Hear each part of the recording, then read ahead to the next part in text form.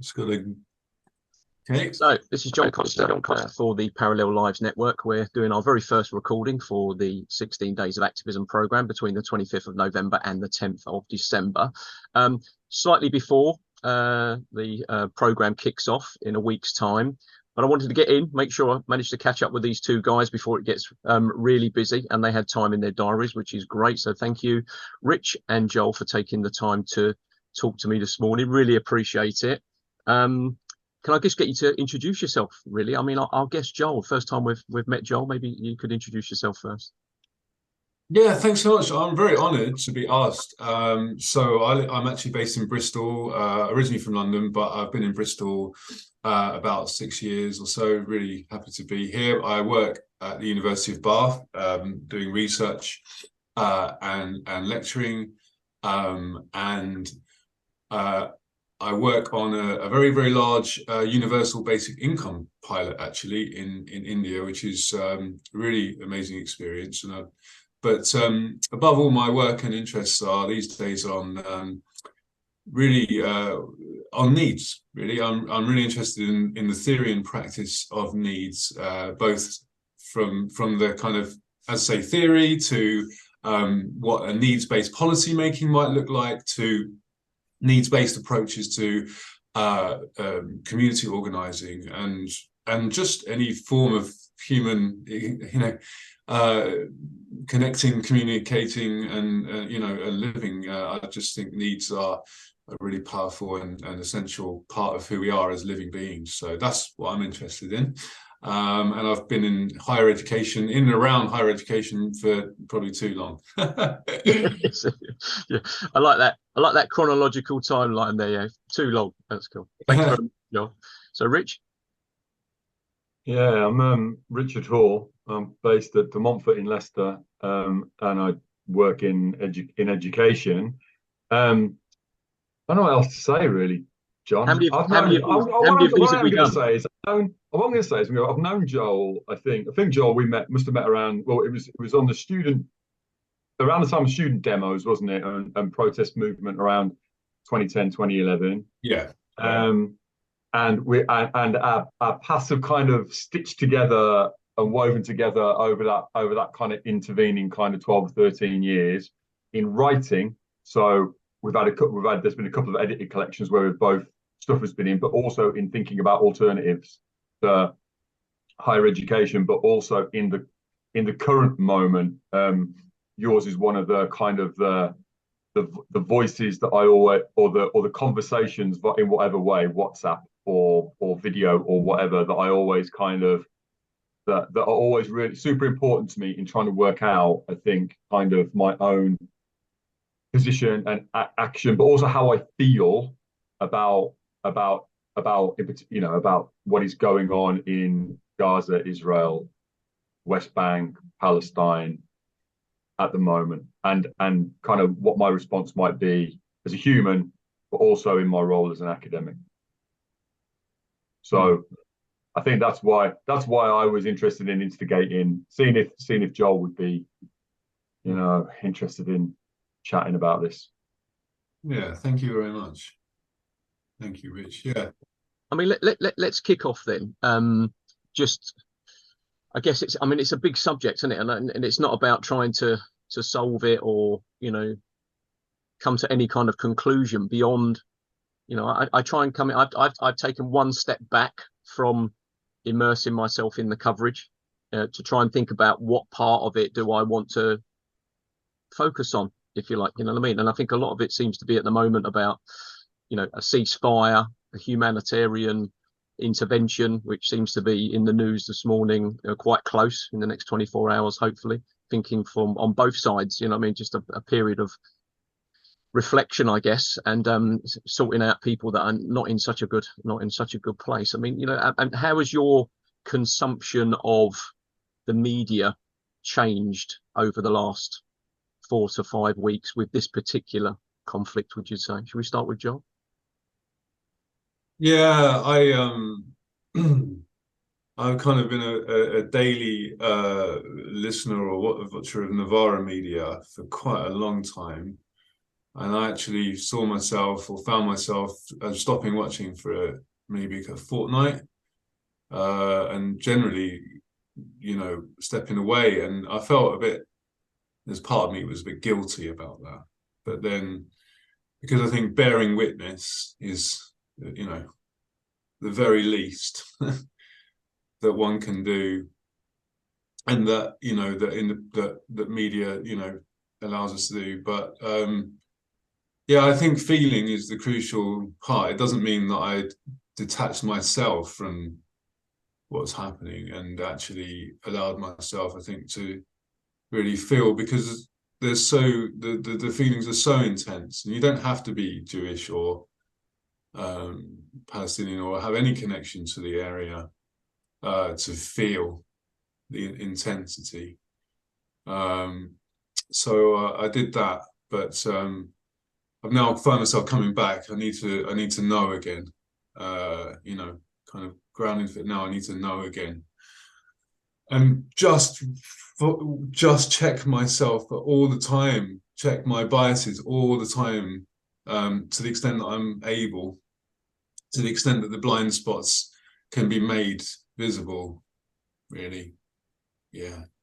Yeah, it's interesting because, like I said, for me, it was that taking a step back, yeah, bearing witness, running a conflict memory project. It's very much around, well, if I was to apply that same kind of methodology to what I do, to looking at this particular situation, maybe how I was doing the Ukraine-Russia conflict, because we've made a documentary now. What are we going to do in order to, like I said, capture stuff, make sure that we then put it into some sort of resource we can share from an education point of view, run some community events.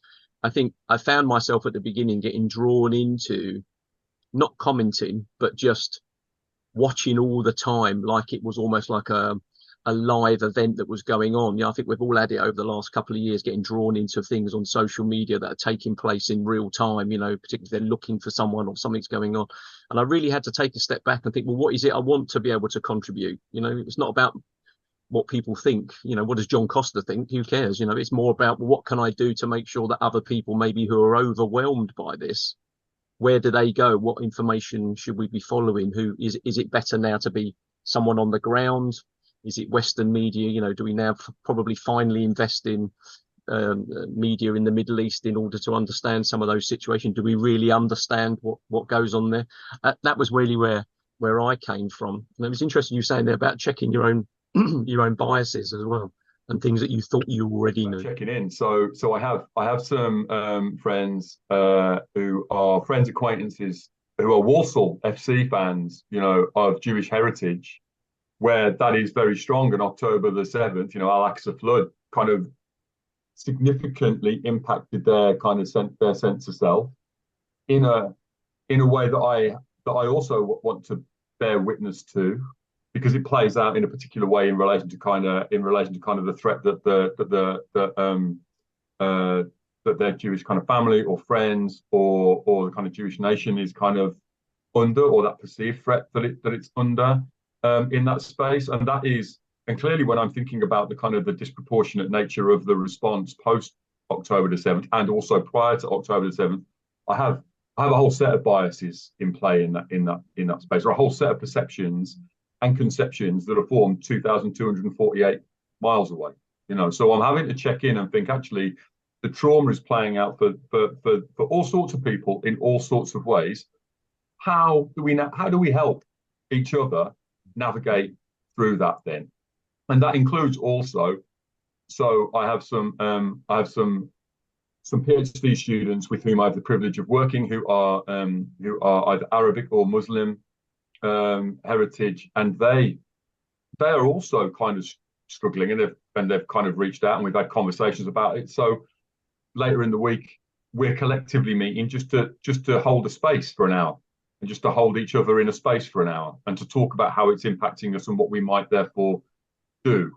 So my processing of the media has been pretty consistent, but actually, as much as anything, it's to try and look at what others in my networks are struggling with and feeling, and is there anything that I can bring to that is generative for me and for them, and that, as Joel says, checks my prejudice or bias.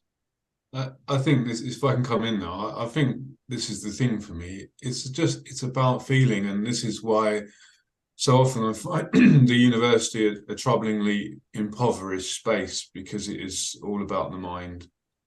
And this is fundamentally about, it begins with how we feel. And the thing is what is presented as fact. So my friend was telling me, for example, I haven't seen it, but he's, one of my dearest friends, and I believe him. So he was telling me about something on Twitter or X where, an editor of the Jewish Chronicle had a scene from, or a still from the film, is it called 300 AD or something? One of these epic kind of, ancient Greek things where there's like one man facing down 300 marauding barbarians or something. And it's like, this is how it feels to be Jewish in London right now.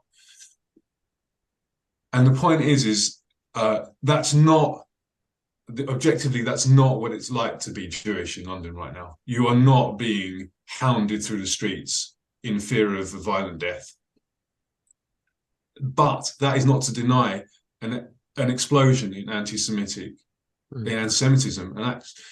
But the point is that the intensity of the feeling, we have to separate. So for me, I've done quite a lot of work in my personal life around kind of intergenerational collective trauma. And that work is very embodied work. People come together as a group and you essentially just feel, you just stay with the feelings, and it's just kind of layer upon layer. And then the images come. And, my great grandparents, one side, fled kind of pogroms in Poland in, turn of the century, early 1900s.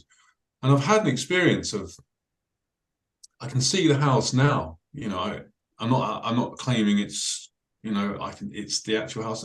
I don't know, whatever you believe, but I can see this little house in this little town or village or neighborhood, and I can feel in my system, the feeling that men are coming now, and they are coming to kill us, quite possibly, and you have to go, and you don't know where. So I know what that feels like, and it's not an exclusive Jewish experience. I want to add also, obviously, and the point is that this is the fear, and what happened, the barbarity of what happened on October the 7th,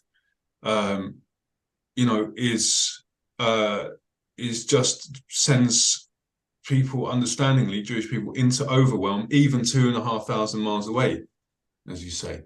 And that has to be held and honored. But at the same time, and we have to fight anti-Semitism, but at the same time, we have to hold spaces so that we can honor that and process it, and then also recognize there is fear and trauma and barbarity and violence happening, against other people, namely, the innocent people of Palestine right now, on a scale that is just heartbreaking. So I think, just to summarize what I'm saying, I think is that, spaces all over our society we have to hold spaces like this, but in a place where, most overtly or consciously is supposed to be educating ourselves as a society, especially our younger generations, they are, apart from kind of organic, informal spaces like the ones that I try and set up and the ones that Richard has set up for, that he talks about, they are conspicuously absent. I guess, Rich, this fits really well with some of the conversations we've had previously about your various published works, talking about, alternative universities, third universities, where does education take place? We've spoke about this quite a lot, haven't we, about the role of, Citizen's Eye or the Documentary Media Centre, or, even adult education, family learning, those spaces where we challenge not only some of these narratives, but for the first time talk about some of these things. You know, if I specifically look at Leicester, for example, like the Irish community arrive in, you know, suddenly there's a monument or a memorial or a piece of public artwork for the Uganda 50 experience 50 years later. Suddenly it's like, who's worthy of a memorial or a monument? Who's worthy of a day? And I guess what I'm trying to say is this kind of never again. Do you think that it's been not overused, but people have almost relied on the fact, oh, that will never happen again. So therefore, you know, we understand Rwanda because that was there, or we understand Srebrenica because it was there. That people have kind of become a little bit, not lazy, but sort of, you know, used to the fact that, you know, we celebrate Holocaust Memorial Day and all of the other genocides and all of the other things, the conflicts. There's days for these things that people in their daily lives they kind of take their eye off the ball. Yeah, maybe. I think they take their heart off the ball almost, you know. I think I've been thinking about hearts quite a lot actually since the demo last weekend in London. And just the fact that I hadn't been in a place that had so many hearts so close together for, you know, for so long, and such a variety as well, from the Hasidic Jews near Victoria Station, you know, walking with the queer bloc drummers that I was listening to, just the range, you know, and there's a sense of heart and soul and being together in a space where you are deeply respectful of people's rights to, you know, to break away from the march and to pray, for instance, you know, or to be sitting on the sidewalk eating and breaking bread and sharing and all of that kind of thing, that I don't see within the university. And I think I'm probably with Fred Moten, prof over in New York, who kind of argues why would we want the university to kind of provide this for us? You know, we take the wage and we struggle against it, and we try to, and part of our struggle against it is being what it tries to disable us from being, or being what it cannot bear, you know. And I think it cannot bear to feel the complexity of issues like this. Really, it's not in its DNA, it's not in its makeup, it's not in the way in which it's being kind of reformulated. So it does tend to then require the courage, and you see the way in which it kind of gets weaponized. You know, we've seen countless examples in the States of you know, Jewish Voice of Peace groups, student groups, for instance, who are coming out asking. I might be asking for a ceasefire, I might be asking for kind of peaceful resolution, might be asking for us to stop the murder of children, whatever it might be. But where that's being closed down because the institution cannot bear that feeling and cannot bear the complexity, and therefore it is down to the likes of Joel, but definitely people like me who have more privilege to kind of stand up and to talk about this and to explain how we feel and to try to create those spaces that Joel has said, which actually don't focus on the idea of never again, because we know that I mean, we can focus on the idea of it as a kind of as a hope, but it has to have some meaning, and we have to treat it with the kind of complexity and the lack of truth, because as Joel says, you know, our institutions try to bring the mind into play and forget the heart and the soul and the body, you know, and forget the complexity of needs that kind of erupt from within spaces, and think that they can simply kind of monetize them around impact or entrepreneurialism or commercialization or whatever it might be, and forget that the brutal and messy reality of everyday life. And it's one of the things that I've been kind of grappling with over the last few weeks is what is my response then inside a space that is quiet, that I potentially want to remain quiet, but just give me the option of having ceasefire now, cultural workers against genocide posters on my door, which I haven't seen anywhere else in the institution, and a Palestine and ceasefire now flag on my window. You know, as long as it's not going to keel haul me for doing that, and it's not going to keel haul me for holding spaces open for people who are traumatized from wherever, I think that's super important, you know. And as part of that kind of, last thing I would say, I think, is that there were a couple of those PhD students inviting me down to a vigil on Friday night at the Clock Tower in Leicester, where the purpose of it was to hold candles and simply read the names of dead healthcare workers, pharmacists, nurses, doctors, whomever. And I think it's important that that gets opened out as well, so that we read the names of dead Jewish Israeli healthcare workers as well. If we're thinking about kind of our work in our faculty, which is health and life sciences, there's a way in there thinking about the humanity, but holding the names in your mouth and in your heart feels monumental if we are really to embody this idea of never again. Yeah. Yeah. Yeah. Oh yeah, I was going to say about never again. So obviously we're talking about never again is referencing to genocide, but of course it's the fascism that, you know, fascism as a political regime that brought about genocide, you know, tracing it back. And then of course we can talk about the capitalist system and imperialism that brings about the crisis, that brings about the social possibilities of fascism, etc. But also obviously, you know, on the psychoanalytical side, you know, people have thought about the nature of the you know, the kind of fascist within us, or the potential for fascism within us all. And I think that's why I think it always, you know, we have to start at home, you know. And you know, a friend of mine went to the World Transformed recently and spoke there up in Liverpool, the Fringe. For those of listening who aren't aware, it's a fringe event for more progressive, radical thinkers and activists at the fringe of the Labour conference. And he was quite disturbed at quite a bit of anti-Semitism that he came across. Whether it's anti-Semitism, whether it's transphobia, whether it's whatever, you know, Islamophobia, you know, like, or even whether it's just, you know, I'm very interested in non-violent communication. So whether it's whatever form of violence it takes, you know, in thought and above all, and speech, like we have to, we have to.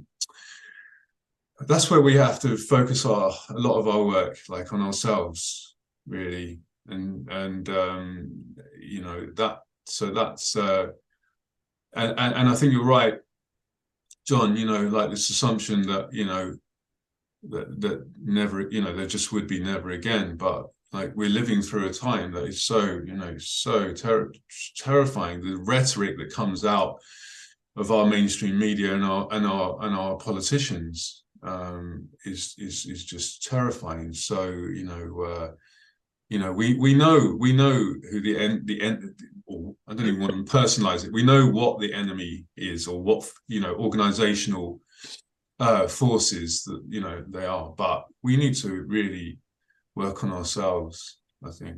Yeah. I think that's why the point about intergenerational work, and you know, for me, there's also that kind of that focus on sort of intercommunal and intersectional work as well. But that intergenerational work is, and whether institutions like universities give us the space to do that formally or not, you know, but there is a need for people, I think, to kind of to step in and recognize their roles as a kind of eldership almost, and their ability to sort of talk through the complexities of their own identities and biases and what they're bringing and their histories and their narratives, in order that other people feel courageous enough to share that. Part of the problem is the minute that you open that up and say, well, hell, you know, this is what I think, you're open to misinterpretation from institutions in particular that have very kind of particular policies and ways of framing narratives. So it does take quite a lot of bravery, I think, to step in and do that work. But it's fundamental, because I think without it, we can't enter into deep and reflective conversations that enable us to open ourselves out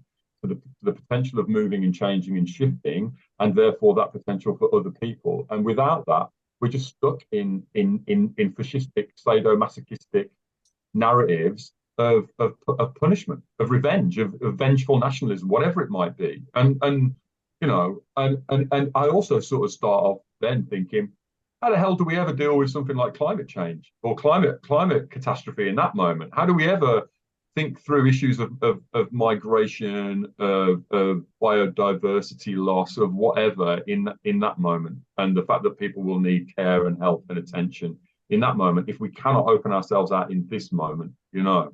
So for me, part of that is there's a deep sense of kind of being able to enable people to hold their own, at some point, contain and hold their own trauma and process that. And we do that collectively. And where do we find the spaces to do that?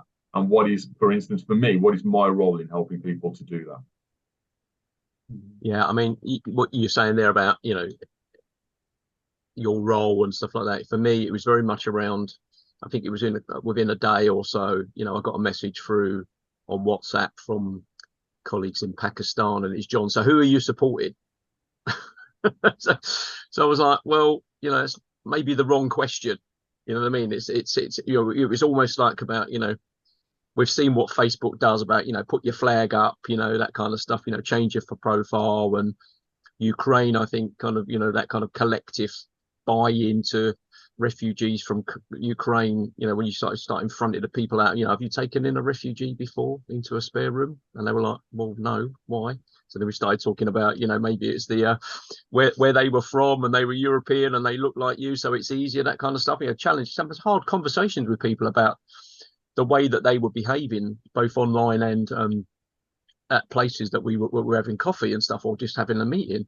And so for me, it was very much around, actually, what I need to do here is start finding organizations or individuals that are using social media as a way of communicating things that are probably a little bit more factually accurate than some of the stuff that we're getting from the mainstream. Now, Joel, you mentioned earlier about Navarra media, and also you mentioned to make sure we spoke about Democracy Now!, which was something that you kind of really followed when you were in the States. I mean, from your perspective, what is it about both of those that's important? Just from here, no, I've not been. I've, you know, I mean, Democracy Now! Is like a real, and correct me if I'm wrong, because this is your territory of expertise, John. But it seems to me that Democracy Now! Has been a real, like, you know, pioneer of independent media. I've always just been massively impressed. I spent probably the best part of a decade like listening or watching their hourly news bulletin, you know, and I love their combination of, you know, I mean, they don't obviously have the budget to have like on the ground reporters all around the world and everything, but just their process of kind of combining like really as comprehensive as you can be, like global kind of news headlines that brings in issues that you would never have covered get coverage from elsewhere, with kind of 2 or 3 issues that they bring in experts in to really, you know, delve into, and I think the same with Navarra Media actually, but yeah, I mean, there's, you know, it's messy, it's imperfect. There's, you know, every organization has its limitations, flaws, biases, but you know, I value those two particular, but you know, keen to learn more and get my information from other sources as well, you know. Especially, it sounds like the networks that you are part of and involved in creating and developing, John, you know, that really, really seriously grassroots, you know, organizations and teams of people. Yeah, I always find as well, when something major and catastrophic like this situation is, without a doubt, I mean, you know, it's almost like unprecedented, really, particularly with, we always say, don't we, because of social media now, imagine, we always look back at other conflicts and say, well, you know, would this have happened if there'd been someone with Twitter on the ground here in the ghetto, or you know, any of these scenarios? And of course, it's always of its time. So you can't kind of reflect back and think, would social media make it better, or would it not have happened, or could we have averted Rwanda, for example, if everybody had Twitter? It's more about, it's being used now to do that by people, but that's still lost in the bigger narrative of the mainstream media, which is very much around blocks and relationships and geopolitics, which, you know, doesn't really help people that are supposedly in a safe space and then something happens to them, you know. So I think from that, I think that's very much around being able to tell people, listen, you know, this is what's going on, or maybe an alternative view of what's being reported in the mainstream. Rich, who are you kind of focusing on your attention? I was just scrolling through my feed of podcasts and stuff. I mean, I think it's interesting because, well, I suppose, you know, there's a kind of anti-fascist podcast called 12 Rules for What. There's a brilliant podcast called The Fire These Times, which kind of has a kind of left Jewish kind of perspective, I guess, but is like, I feel is super balanced. Millennials are killing capitalism. I listen to quite a lot as well, in part because I want to stitch. Then it's important for me that this is Gaza and not Gaza, and it is now and it is not now. You know, it is kind of how are we clearly there are issues in relation to peace and humanity and distress and trauma now, but we know that how we act now, we have to, you know, that this is deeply prefigurative for kind of, this isn't the last of these, as you've both kind of been arguing in relation to, you know, kind of never again. We know that there are issues in relation to kind of bordering, in relation to kind of wider social traumas, migration, climate crisis, all of that kind of thing. These things are just going to keep unfolding. So, like, where are we? We have to start from where we are. We have to start in the here and now, in thinking about, well, where are we then? What is our practice? So for me, part of this is trying to situate Gaza against not Gaza. So how have we ended up in this space, and therefore what practically might we do, you know, in relation to kind of capital and capitalism, and also kind of fascistic states and vengeful nationalistic states, and what do we do about that then? And how do we create a set of spaces, an ecosystem for people? So that's what I'm listening to, and it's not kind of, I'd like to think it isn't, although I come from a particular kind of political position, I would like to think that I'm reflective enough to kind of to continually check in with those people who hold different positions, you know, and there are enough of those on Saturday. I should be probably having a set of traumatic kind of conversations at the football, for instance, about why I have not been at the football for the last month. I have been on demos instead. I need to go to the football on Saturday because I need for 90 minutes to watch 22 men in a box running around chasing a ball aimlessly, just to defragment my head, you know.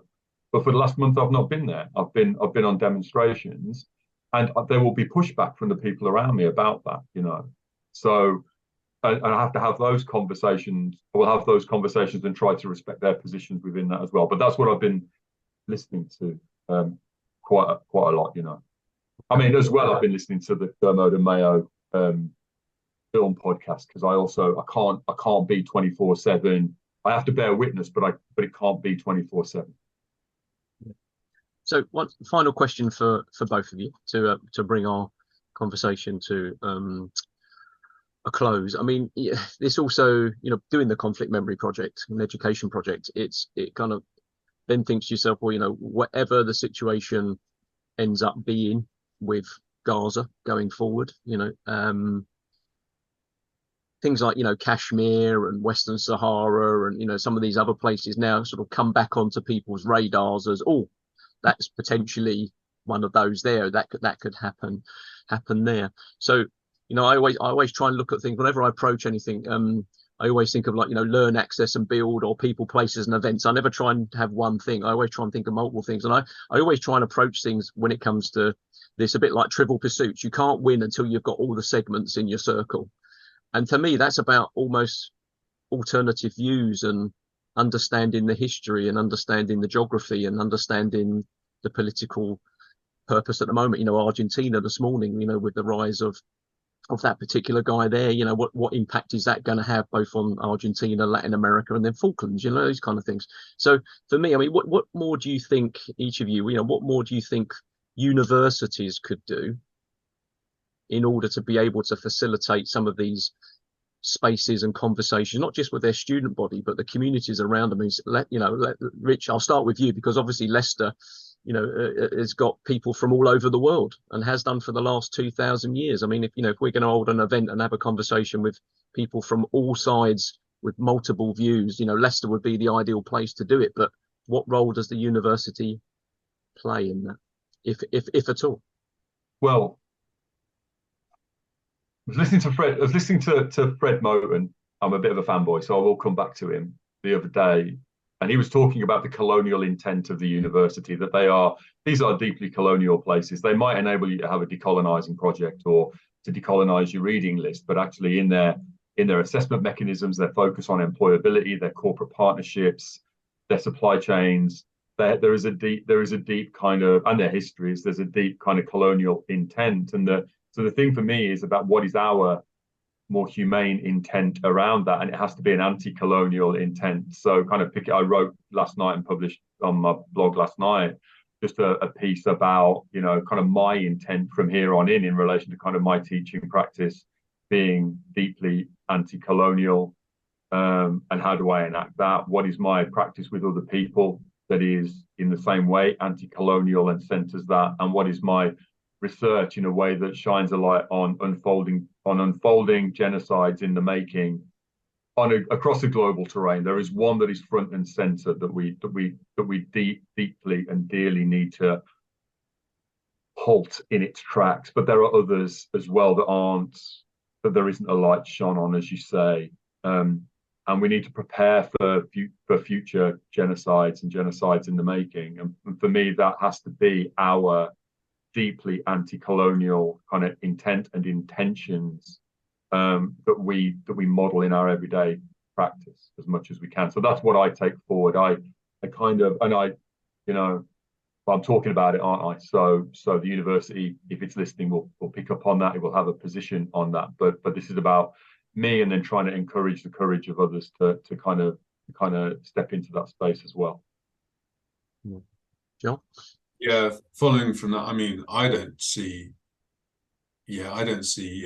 any serious notion that the university as an institution, like as in an individual institution in a particular university or as a sect, is, I think this is, as Rich says, like it's just not, as an antithetical to its kind of modus operandi, raison d'etre and other such terms.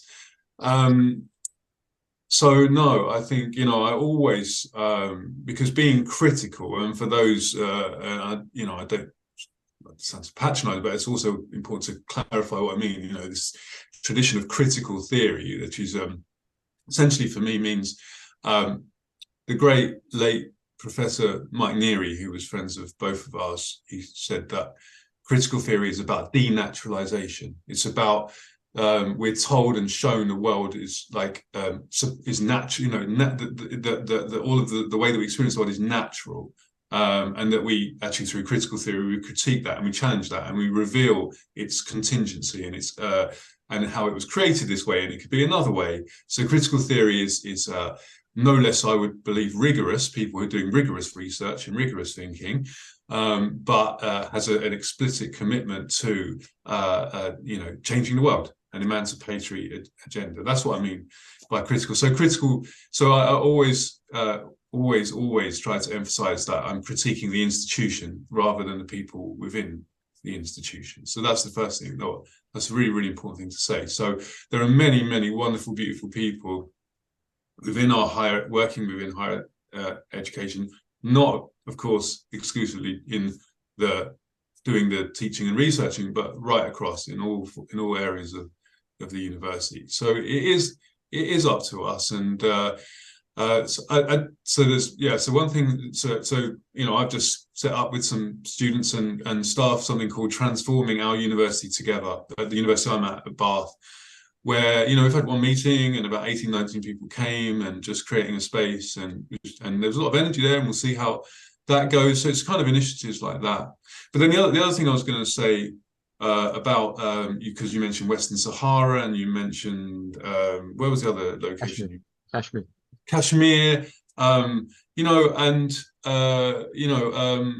yeah, and I've heard people from say, oh well, yes, Israel, the Israeli government is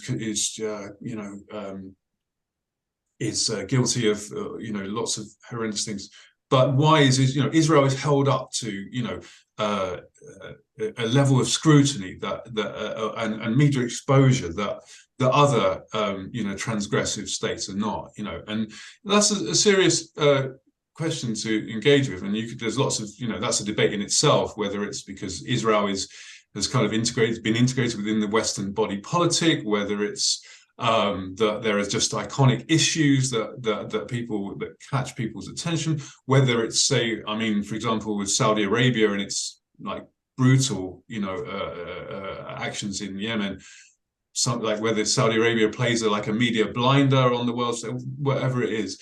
But a friend of mine who's Pakistani was at the demo and was kind of had a frustration about here's almost the whole Muslim population of London, or even maybe of the UK, coming out. Where have you been? Where have you been on X, Y, and Z issue? And I was like, I get that and I feel that, but also maybe this could be, as you say, John, a catalyst to actually talk about and learn about and get involved in collectively as a wider anti-colonial struggle and a raising of consciousness and action. So that's what I hope, and I'll leave it there. I won't go on any further. So just to summarize, I think I wouldn't expect the university to do anything, but within within the university, there's a lot that we can try and do. Yeah, I'll leave it there. I think on that, I don't want to have the last word, but that is so important. But don't have the last word, but. Joel's final point there is such an important point for me, that it is our role as intellectuals working with other people who are intellectuals, including those in communities who wouldn't regard themselves as intellectuals, in order to welcome people into the struggle from wherever they're starting from, wherever they are. And Gaza cannot be the alpha and the omega. It helps us to unfold a range of inhumanities. And also horrendous impacts on non-human life and the environment as well, the ecosystems in which we are situated. It has to be a starting point. So I welcome those people on the demos, and let's see collectively where we might go. Brilliant. Well, Rich, Joel, thank you very much for taking the time to speak to me today.